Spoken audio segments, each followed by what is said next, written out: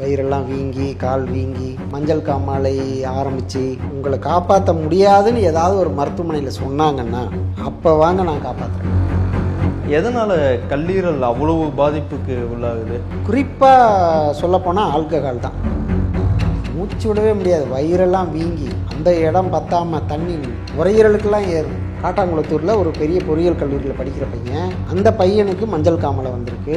அவன் உடம்பே மஞ்சள் ஆயிடுச்சு. அலோபதியில் என்னென்ன உயர்தர சிகிச்சைன்னு அத்தனை சிகிச்சை பார்த்தோம், முடியல. அவங்க சைடில் கல்லீரலை மாற்றணும், இல்லைன்னா பிழைக்க மாட்டார், இல்லை மஞ்சள் காமாலை முத்தி போச்சு இன்னும் பிழைக்க மாட்டாருன்னு சொன்னால் மட்டும் வாங்க. தனியார் மருத்துவமனைகள் கைவிட்ட போது கூட இவர் குணப்படுத்தி அந்த அறுவை சிகிச்சையிலும் தப்பிச்சிருக்கோம். இப்போ பையன் குணமாகி காலேஜ் போயிட்டுருக்குறாங்க. இந்த சித்தாவனுடைய சிகிச்சையினுடைய அருமை தெரியாமல் நீங்கள் நிறைய பேர் கல்லீரல் மாற்றிட்டு வாழ்நாள் முழுவதும் அதுக்கு மருந்து மாத்திரை எடுத்துகிட்டு இருக்காங்க. நம்ம பேசிகிட்டு இருக்கப்ப நீங்கள் சொன்ன இன்னொரு முக்கியமான ஒரு நோய் மஞ்சள் காமாலை. அது எப்படி டாக்டர், அது எந்த நிலையில் இருந்தாலும் சரி பண்ணிடலாமா, இல்லை இதான் அளவுன்னு இருக்கா எதுவும்? அதாவது இப்போ சொல்கிறேன், நீங்கள் எவ்வளவோ பேர் கல்லீரல் பாதிக்கப்பட்டு வயிறெல்லாம் வீங்கி கால் வீங்கி மஞ்சள் காமாலை ஆரம்பித்து அது பிலிரூபின்கிற அளவு 5, 10, 15, 20ன்னு போய் ஒரு 30, 40க்கு மேலே போன பிறகு உங்களை காப்பாற்ற முடியாதுன்னு ஏதாவது ஒரு மருத்துவமனையில் சொன்னாங்கன்னா அப்போ வாங்க நான் காப்பாற்றுறேன். கொஞ்சமாவது சாப்பாடு உள்ளே இறங்குற மாதிரி வந்துடுங்க. அதுவும் இறங்க முடியாத ஸ்டேஜில் வந்தால் நம்ம பண்ண முடியாது. ரெண்டாவது, கல்லீரலுக்கு சித்த மருத்துவம் தான் சிறந்ததுன்னு ஏறக்குறைய நிறைய பேருக்கு தெரியும். கல்லீரலுக்கு பிற மருத்துவ துறையில் நேரடியாக மருந்துகள் கிடையாது. நான் சவால் விடுறேங்க, நீங்கள் நேரடியாக என்கிட்ட வரவே வேண்டாம். அவங்க சைடில் கல்லீரலை மாற்றணும், இல்லைன்னா பிழைக்க மாட்டார், இல்லை மஞ்சள் காமாலை முத்தி போச்சு இன்னும் பிழைக்க மாட்டாருன்னு சொன்னால் மட்டும் வாங்க. அந்த மாதிரி உடம்பே மஞ்சளாகி கண்ணு பூரா மஞ்சளாகி உடம்பே மஞ்சளாகி நீங்கள் வெள்ளை துணி எடுத்து தடவுனா மஞ்சளாகும். அந்த ஸ்டேஜ் போனால் வாங்க, நம்ம சரி பண்ணுவோம். அப்படி சரி பண்ண ஏதாவது ஒரு ஸ்டோரியை ஷேர் பண்ணிக்க முடியுமா? கண்டிப்பாக. நம்ம இது வரைக்கும் ஒரு 15 பேர் நான் சொல்லலாம், வெவ்வேறு ஊர்களில் இருக்கிறாங்க. நான் இப்போ சமீபத்தில் உள்ள விஷயத்த சொல்கிறேன். ஒரு கல்லூரி படிக்கிற பையன், காட்டாங்குளத்தூரில் ஒரு பெரிய பொறியியல் கல்லூரியில் படிக்கிற பையன், அந்த பையனுக்கு மஞ்சள் காமாலை வந்திருக்கு. அளவு அதிகமாக இங்கே நம்ம ஏரியாலேயே ஒரு பெரிய மருத்துவமனையில் அங்கேருந்து இங்கே அட்மிட் பண்ணியிருக்கிறாங்க. அதுக்கு பிறகு அளவுக்கு மீறி போய் பிலிரூபின் 40 தாண்டின பிறகு அவன் உடம்பே மஞ்சள் ஆயிடுச்சு. அப்புறம் மனசை தேத்திக்கோங்க, ஆறுதல் படுத்திக்கோங்க, அப்படி இப்படின்னு பேச தொடங்கின பிறகு தான் நம்மக்கிட்ட வந்தாங்க. எப்படி வந்தாங்கன்னா, அவங்க தூரத்தில் அவங்க சொந்தத்தில் ஒரு 2 வருஷத்துக்கு முன்னாடி ஒருத்தர் குணப்படுத்தியிருக்கிறேன். அவங்க சொல்லியிருக்கிறாங்க, எப்பா நீ முதல்ல சொல்ல வேண்டியதானே, நீ தைரியமாக அங்கே போ அப்படின்னு அவங்க சொல்லி நம்மக்கிட்ட வந்தாங்க. இப்போ பையன் குணமாகி காலேஜ் போயிட்டுருக்குறாங்க. காலேஜ் கூட முடிச்சிட்டான்னு கேள்விப்பட்டாங்க. இப்போ சமீபத்தில் ஹாஸ்பிட்டலில் இருக்கும்போது அந்த பையனோட நிலைமை ரொம்ப மோசமாக இருந்துச்சு. முதல் 10 நாள் அவங்களுக்குமே நம்பிக்கை இல்லை. ஏன்னா எதுவுமே தங்கலையே. பிலிரூபின் அதிகமாக எல்லா நோயாளிக்கும் வாந்தி வரும். நீங்கள் தண்ணி கொடுத்தாலும் வாந்தி எடுப்பாங்க, சாப்பிட்டாலும் வாந்தி எடுப்பாங்க, ஒன்றுமே பண்ண முடியாது. அதை ரொம்ப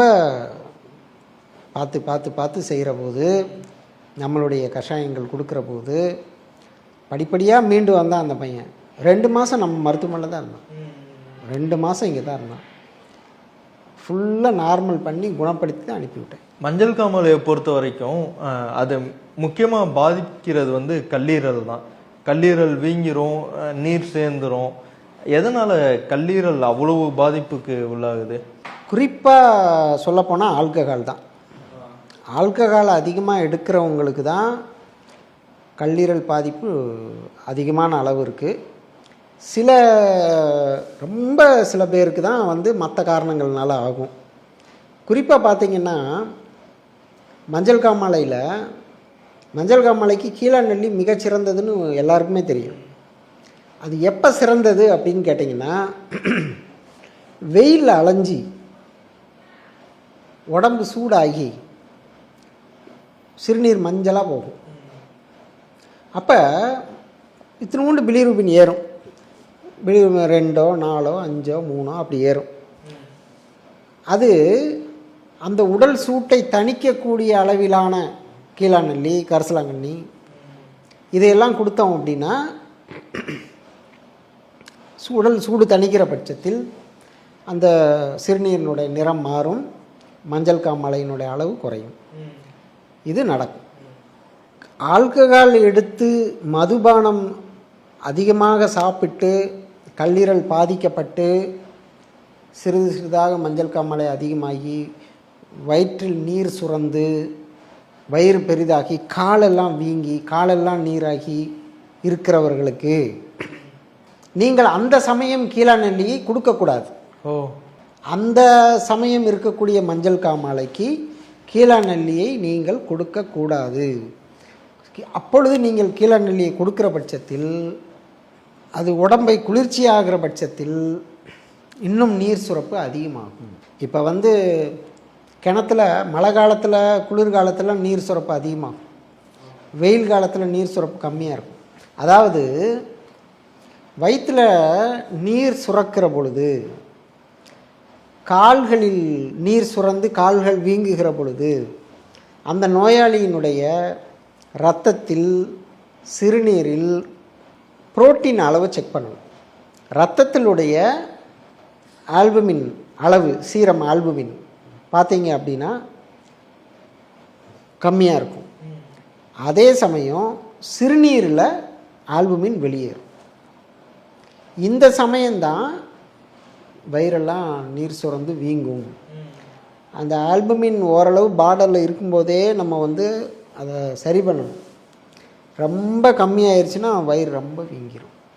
இதுக்கு நவீன மருத்துவத்தில் ஆல்புமின் பாட்டிலே ஏற்றிக்கிட்டே இருப்பாங்க. டெய்லி 1, 2 நாளைக்கு ஒருக்கு 1, வாரத்துக்கு 1, அந்த மாதிரி சூழ்நிலைக்கு தகுந்த மாதிரி வீக்கம் குறையிற வரைக்கும் ஆல்புமின் நார்மல் ஆகிற வரைக்கும் ஏற்றுவாங்க. நம்ம அதுக்கு நம்ம என்ன செய்வோம் அப்படின்னா, டெய்லி 2 முட்டை சாப்பிட சொல்லுவோம். காலையில் ஒரு முட்டை, சாயந்தரம் ஒரு முட்டை வெள்ளைக்கரு சாப்பிட்டுட்டு நம்மளுடைய கஷாயங்கள் இந்த ஆல்புமின் லீக்கேஜை நிறுத்துறதுக்கான கஷாயங்கள் கொடுக்குற போது 2 மாதம் 3 மாதம் கழித்து வயிறு கொஞ்சம் கொஞ்சமாக வரும். இது நம்மளுடைய இயற்கை சார்ந்த விஷயம். அந்த வயிறு வீக்கம்ங்கிறது ரொம்ப பெரிய அளவில் இருக்குமா, இல்லை எப்படி சமாளிக்கவே முடியாத அளவில் இருக்கும்? மூச்சு விடவே முடியாது. வயிறெல்லாம் வீங்கி அந்த இடம் பத்தாமல் தண்ணி நுரையீரலுக்கெல்லாம் ஏறும். நுரையீரல் இப்படி ஃப்ளாட்டாக படுக்க முடியாது. இப்படி தான் சாஞ்சி தான் இருக்க முடியும், நிமிர்ந்து தான் உட்கார முடியும். ஃப்ளாட்டாக படுத்தாங்கன்னா இருமல் வரும், மூச்சு முட்டும். அந்த அளவுக்கெல்லாம் இப்போ அந்த அளவில் வரவங்க உடனடி மாற்றங்கிறது ரொம்ப மெதுவாக, ரொம்ப நிதானமாக, ஸ்லோவாக தான். ஏன்னா நவீன மருத்துவத்தில் நீடில் போட்டு தண்ணி வெளியில் எடுத்துருவாங்க. ஒரே நாள் ஃப்ரீ ஆயிடுவாங்க. தண்ணியெல்லாம் இறங்கிரும், வயிறு வத்திரும், ஃப்ரீ ஆயிடுவாங்க. ஆனால் ஒரு 20 நாள் கழித்து மறுபடியும் அப்படியே சுரக்கும். அப்படியே சுரந்து அடுத்து ஒரு 10 நாளையில் மறுபடியும் வயிறு பெருசாகும். அப்போ என்ன ஆகும், மறுபடியும் நீடில் போட்டு மறுபடியும் தண்ணி எடுக்கணும். அடுத்த தடவை என்ன நடக்கும்னா 15 நாளையிலேயே தண்ணி சேர்ந்துடும். அப்போ மறுபடியும் தண்ணி எடுக்கணும். அடுத்த தடவை 10 நாளையிலே தண்ணி சேர்ந்துடும். அடுத்தது 5 நாளையே தண்ணி சேர்ந்துடும். இப்போ இப்படியே வந்தால் எத்தனை தடவை தண்ணி எடுக்கணும்? நம்ம என்ன சொல்லுவோம் அப்படின்னா, ஓரளவு தண்ணி இருக்கும்போதே இயற்கையாக சிறுநீர் மூலமாகவும் மலத்தின் மூலமாகவுமே அந்த நீரை வெளியேற்றுறதுக்கான வழிமுறைகளை நம்ம செஞ்சோம் அப்படின்னா, அதுக்காக கடுமையான மருந்துகள் கொடுக்கக்கூடாது. ரொம்ப நிதானமாக, ரொம்ப பொறுமையாக அதை செய்ய 2-3 மாதம் பொறுமையாக இருந்தாங்கன்னா அந்த நீர் வத்திரும். இதுதான் நம்ம மருத்துவத்துடைய விஷயம். வணக்கம் சார். வணக்கம். டாக்டர்கிட்ட பேசிக்கிட்டு இருக்கும்போது உங்கள் பையனை பற்றி சொன்னாங்க. மஞ்சள் காமாலை ரொம்ப அதிகமாக இருந்துச்சு அப்படின்னு. டாக்டரை பார்க்க வரப்ப அவருக்கு எந்த அளவில் சார் இருந்துச்சு? டாக்டரை நாங்கள் பார்க்க வரும்போது 42 இருந்தது. அப்போ வந்து என்னென்னா நாங்கள் வந்து ஈரோடு, சென்னை பிரபலமான ஒரு தனியார் மருத்துவமனைகளை பார்த்து அந்த மருத்துவமனையில் வந்து முடியாத போது தான் இவரை தேடி வரோம். நாங்கள் இவர்கிட்ட நாங்கள் ஈரோட்லேருந்து சென்னை வந்து சேர்த்தும் போதே நாங்கள் வந்து இவர்கிட்ட நாங்கள் பேசினோம். அவர் என்ன சொன்னார்னா, நீங்கள் அங்கே பாருங்கள், உங்களுக்கு அங்கே வந்து எப்போ முடியலன்னு சொல்கிறாங்களோ அப்போ நீங்கள் வாங்க, அது எத்தனை பாயிண்டாக இருந்தாலும் அதை பற்றி கவலை இல்லை, நான் பார்த்துக்கிறேன்னு சொன்னார். அதே போல் நாங்களும் அங்கே வந்து சிகிச்சை வந்து கிட்டத்தட்ட வந்து ஒரு 20 நாளாக பார்த்தோம். அதில் வந்து அலோபதியில் வந்து என்னென்ன உயர்தர சிகிச்சை என்னமோ அத்தனை சிகிச்சையும் பார்த்தோம். முடியாத போது என்னென்னா, அப்போ வந்து உங்களுக்கு வந்து மாத்திரை மெடிசன் எடுத்துட்டோம்னா சீராய்டு அதுதான் கொடுப்போம், அதில் தான் கொஞ்சம் கொஞ்சமாக குறையணும். அப்போ வந்து அந்த சீராய்டு வந்து பவர் கொஞ்சம் கொஞ்சமாக குறைச்சி பார்த்தாங்க, முடியல. அது மாதிரி ப்ளஸ்மாவும் எடுத்து என்ன பண்ணாங்க, அதையும் வந்து சரியாகலை, மறுபடியும் வந்து இன்க்ரீஸ் தான் ஆகிட்டு இருந்தது. அப்போ வந்து இது வந்து அதுக்கு அடுத்த ஸ்டேஜ் வந்து லிவர் தான் மாற்றணும், அதுக்கு தயாராகுங்க, கல்லீரல் மாற்று அறுவை சிகிச்சை பண்ணணும் அப்படின்னு சொன்னதுக்குனால தான் சரி ஓகே சார் நாங்கள் வரேங்க அப்படின்னு சொல்லிட்டு ஒரு 2 நாள் இருந்து வரேன்னு சொல்லிட்டு வெளியே வந்தோம். வந்ததுக்கு பின்னால் தான் நாங்கள் இவர்கிட்ட வந்து பேசும்போது சொல்லியே தான் பண்ணார். 42 பாயிண்ட் இருக்கும்போது ஒரு நாளைக்கு ஒரு பாயிண்ட் நிச்சயம் குறைச்சி தரேன், நான் 45 நாள் 50 நாளைக்குள்ளே கிளியர் பண்ணி கொடுத்துட்றேன் அப்படிங்கிற போது நாம் வந்து சரி அப்படின்னு சொல்லி தான் நாங்கள் அட்மிஷன் போட்டோம். அதே மாதிரி சார் சொன்ன மாதிரியே 42லேருந்து படிப்படியாக குறைஞ்சி ஒரு 6-5 கொண்டாந்துட்டார். இது ஒரு பெரிய விஷயம். அது எவ்வளோ அந்த 50 நாளுக்குள்ளேங்களா? 50 நாளைக்குள்ளே. அதே மாதிரி டெய்லி ஒவ்வொரு நாள் ஒவ்வொரு இதுவும் வந்து இது பண்ணார்.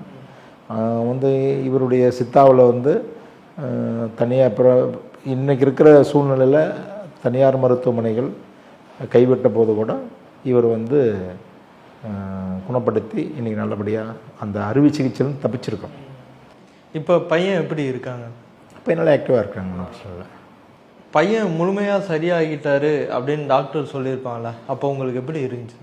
இல்லை, ஒவ்வொரு நாளும் நாங்கள் பார்க்கும்போது எங்களுக்கு அதனுடைய முன்னேற்றம் தெரிஞ்சுது.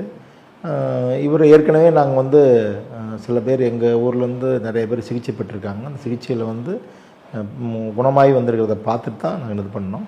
கொரோனா காலகட்டத்திலையும் வந்து இவருடைய சித்தாவனம் மூலமாக நிறைய உயிர்களை வந்து இவர் வந்து காப்பாற்றிருக்காரு. அந்த அடிப்படையில் நாங்கள் அதே மாதிரி நம்பிக்கை வச்சு தான் வந்தோம்.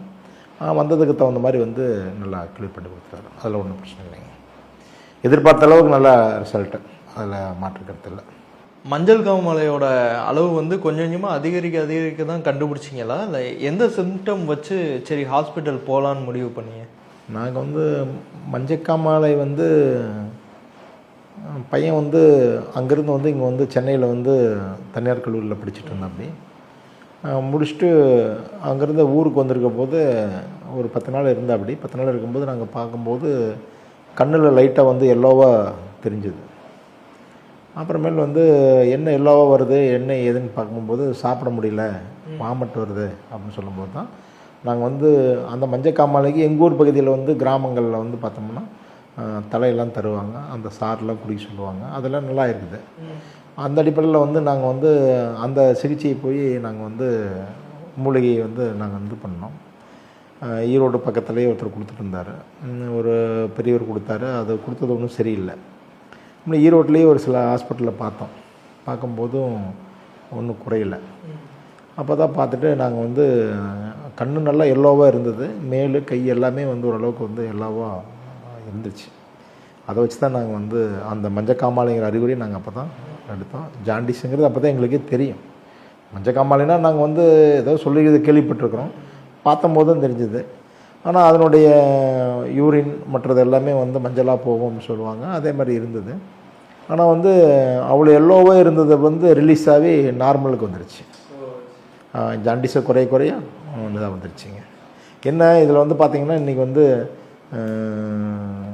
இந்த சித்தாவனுடைய சிகிச்சையினுடைய அருமை தெரியாமையில் இன்றைக்கி நிறைய பேர் வந்து கல்லீரல் மாற்றிட்டு வாழ்நாள் முழுவதும் அதுக்கு வந்து மருந்து மாத்திரை எடுத்துகிட்ருக்காங்க. அந்த மருந்து மாத்திரை வந்து வாழ்நாள் முழுவதும் இப்போ கல்லீரல் அறுவை சிகிச்சை மாற்றம் பண்ணும்போது கட்டாயம் வந்து லைஃப் லாங் வந்து அந்த மாத்திரையை எடுத்துக்கணும், மருந்துகள் உட்கொள்ளணும். அந்த கண்டிஷன்ஸோட தான் அந்த ஆப்ரேஷனுக்கே ஒத்துக்குவாங்க. ஆப்ரேஷனுக்குன்னு அப்படி தான் சொல்கிறாங்க. அது சில பேர் நாங்களும் பார்த்துட்ருக்குறோம். அதுலேருந்து நம்ம தப்பிச்சு தனியார் மருத்துவமனை கைவிட்ட போது தான் நாங்கள் இங்கே வந்தோம். அந்த ஆப்ரேஷன் பண்ணணும்னு பேசியிருப்பாங்கல்ல, அப்போ என்னென்ன சொன்னாங்க சார்? டேர்ம்ஸ் அண்ட் கண்டிஷன்ஸ் மாதிரி சொல்லியிருப்பாங்கல்ல. டேர்ம்ஸ் அண்ட் கண்டிஷன் வந்து இதை வந்து ஜாண்டிஸை வந்து இன்க்ரீஸ் ஆகிட்டு இருக்குது. இப்போ வந்து கல்லீரல் தான் பாதிச்சிருக்குன்னா நம்ம வந்து அப்படியே தொடர்ந்து விட்டோம்னா அடுத்தடுத்த உறுப்புகள் வந்து பாதிக்கும். மற்றது எல்லாத்தையும் சேர்ந்து நம்ம வந்து மருத்துவம் வந்து பார்க்க வேண்டியதாக இருக்கும். ஆனால் நீங்கள் வந்து இமிடியட்டாக நீங்கள் வந்து இது பண்ணிக்கன்னு சொல்கிறாங்க. இப்போ அந்த கல்லீரல் மாற்றுச்சுக்கு தகுந்த மாதிரி வந்து எந்த ரத்த வகை சார்ந்தவங்களோ அந்த ரத்த வகை சார்ந்தவங்க உறவு முறையில் இருந்தால் பரவாயில்ல சொல்கிறாங்க. அப்போ வந்து அந்த உறவு முறை தரத்துக்கு தயாராக இருந்தாங்க. ஆனால் இருந்தாலும் நாங்கள் அந்த அளவுக்கு நாங்கள் போகலை. எங்களுக்கு நம்பிக்கை என்னென்னா இவர் சார் வந்து நாங்கள் வந்து அந்த பிரபல தனியார் ஹாஸ்பிட்டலில் சேர்த்தும் போது என்றைக்கு அங்கே வந்து முடியலன்னு சொல்கிறாங்களோ அன்றைக்கி நீங்கள் கூட்டிகிட்டு வாங்க அப்படின்ட்டார். அந்த அடிப்படையில் நாங்கள் வந்து வெளியே டிஸ்சார்ஜ் ஆகும்போது சொல்லி தான் கூப்பிட்டுருந்தோம். இது மாதிரி வந்து அங்கேயே இது மாதிரி முடியலைங்க, நீங்கள் உன்னால் முடியும்னா சொல்லுங்கள், இல்லைன்னா நாங்கள் இங்கேயே பார்த்துக்கிறோன்னு சொன்னோம். உத்தரவாதம் கொடுத்து தான் எங்களை அங்கே வர வச்சார். அதேமாதிரி உத்தரவாதம் கொடுத்து அந்த மாதிரி வந்து கிளியர் பண்ணி அனுப்பிச்சுட்டாரு. இன்றைக்கி நல்லா இருக்கேன். இப்போ அந்த கல்லீரல் மாற்றினதுக்கப்புறம் அது தொடர்ந்து மாத்திரைகள் அதுக்காக எடுத்துக்கிட்டே இருக்கணுங்களா? அப்படி தானே சொல்கிறாங்க. இப்போ வந்து மருத்துவர்கள் அது மாதிரி சொல்கிறாங்க ஆலோசனை. அதே வகையில் வந்து கல்லீரல் வந்து அறுவை சிகிச்சை பண்ணவங்களும் நாங்களும் பார்த்துருக்குறோம். அவங்களும் இன்னும் வந்து ஆயுள் காலம் முழுவதும் மெடிசன் எடுத்து தான் ஆகணும்.